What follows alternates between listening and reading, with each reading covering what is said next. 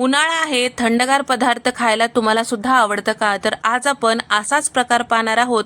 थंडगार पदार्थ खायला प्यायला आवडत असेल तर हा पदार्थ तुमच्यासाठी. तर आज आपण कस्टर्ड केक विथ आईस्क्रीम पाहणार आहोत. तर पहिल्यांदाच तुम्ही यूट्यूबवर पाहत असताल आणि खायला सुद्धा एवढंच मस्त आहे आणि जर तुम्ही खाता खाता जर हे कस्टर्ड पिताल तरी सुद्धा चवीला भन्नाट आहे. तर त्यासाठी पहिल्यांदा आपल्याला कस्टर्ड करून घ्यायचं आहे. तर इथे मी 1 लिटर दूध गरम करून थंड करून घेतलेलं आहे. तर साई सगट टाकून घेतलेलं आहे. यामधलं साधारण कपभर दूध बाजूला काढून घेतलेलं आहे आणि बाकीचं शिल्लक राहिलेलं दूध गरम करायला ठेवलेलं आहे.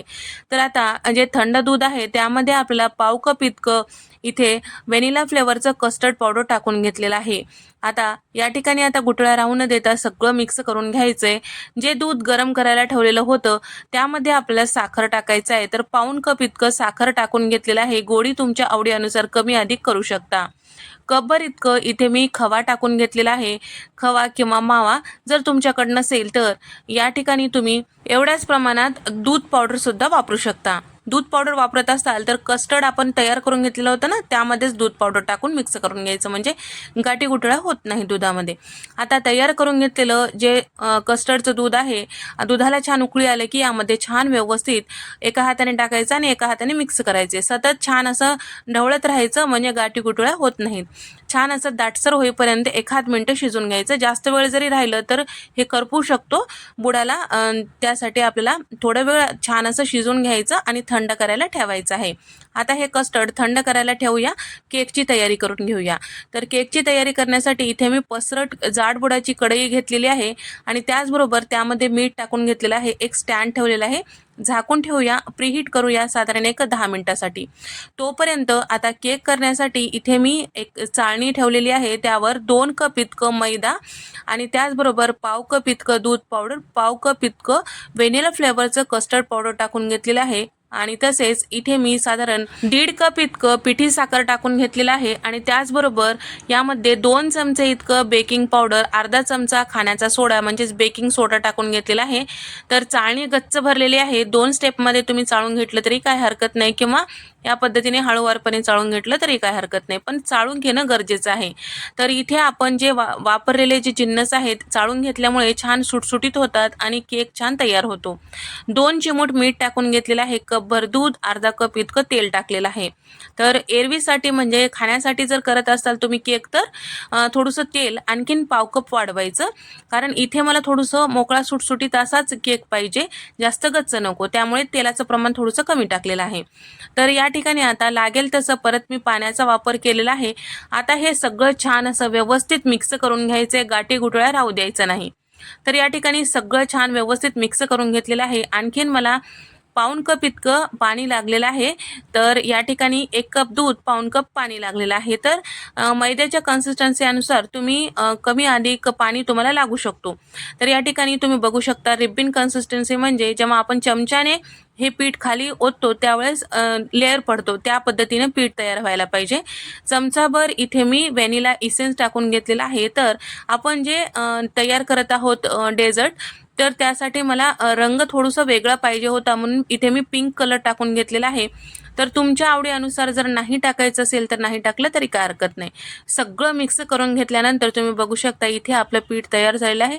5 मिनिटं याला बाजूला ठेवूया. इथे मी केक टीन घेतलेला आहे.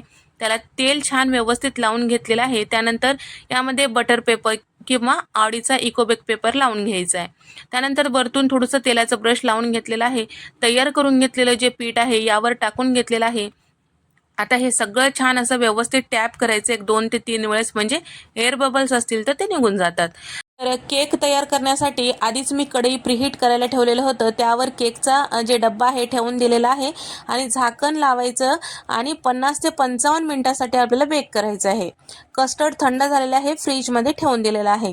तर साधारण 1 तासभरासाठी तर आपल्याला हे कस्टर्ड थंड करायला ठेवायचं आहे. तर केक जे आहे थोडंसं आणखीन गरमच आहे, पूर्णपणे थंड झालेलं नाही, पण मला थोडीशी घाई होती, कारण असे पदार्थ जे आहेत केलं की घरात कोणीही थांबत नाही, केव्हा एकदा खाऊ असं होतं. तर जसं पाहिजे तसं माझा केक तयार झालेला आहे, छान मऊसूत झालेला आहे, थोडंसं मोकळा सुटसुटीत झालेला आहे. त्यामुळे आपल्याला सर्व करते वेळेस अगदी सहजपणे हे आपल्याला ग्लासमध्ये टाकता येतो. या पद्धतीने आपला केक तयार झालेला आहे आणि जे मी थंड करायला ठेवलेलं होतं कस्टर्ड ते सुद्धा छान असं सेट झालेलं आहे, पाहिजे तसं सेट झालेलं आहे. थंड असेल तरच खायला मजा येते. त्यानंतर आता सर्व करते वेळेस कसं करायचं, ग्लास घ्यायचं, त्यामध्ये एक लेअर आपल्याला हे कस्टर्डचं टाकायचं आहे. त्यानंतर यावर आपल्याला थोडंसं केक टाकून घ्यायचं आहे. तर इथे आपल्याला केक जे आहे थोडंसं मोकळा करून टाकायचं आहे, म्हणून मी इथे थोडंसं मोकळा सुटसुटीतच केक ठेवलेला आहे. त्यानंतर यामध्ये ड्रायफ्रूट टाकायचे आहे. तर ड्रायफ्रूटमध्ये इथे मी काजू, बदाम, पिस्ता, वॉटरमेलनचे सीड्स आणि त्याचबरोबर इथे काही चेरी घेतलेले आहेत आणि सोबतच पंपकिन सीडसुद्धा घेतलेला आहे. आवडी अनुसार तुम्ही घेऊ शकता. काही किशमिशसुद्धा घेतलेले आहेत, त्याची एक लेअर केलेली आहे. त्यानंतर यावर तयार करून घेतलेलं कस्टर्ड टाकून घेतलेलं आहे आणि सोबतच तयार करून घेतलेलं केक टाकलेलं आहे.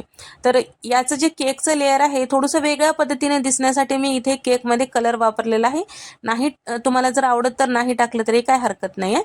तर या ठिकाणी परत मी थोडंसं कस्टर्ड टाकून घेतलेलं आहे आणि आईस्क्रीमची एक स्कूपी टाकून घेतलेली आहे. आईस्क्रीमसुद्धा घरीच तयार केलेलं आहे, याची रेसिपीसुद्धा मी पोस्ट केलेली आहे. आणि वरतून आपण जे ड्रायफ्रूट घेतलेले आहेत ते सगळं सजावटीसाठी ठेवायचं. तर या ठिकाणी थोडेसे केसरच्या काड्यासुद्धा ठेवलेल्या आहेत. तर ड्रायफ्रूट तुमच्या आवडीनुसार कमी अधिक करू शकता, तुमच्या आवडीनुसार तुम्ही घेऊ शकता. व्हिडिओ आवडल्यास लाईक करा, शेअर करा, सबस्क्राईब करायला विसरू नका. नेहमीपेक्षा वेगळ्या पद्धतीचा हा पदार्थ आवडल्यास लाईक करा.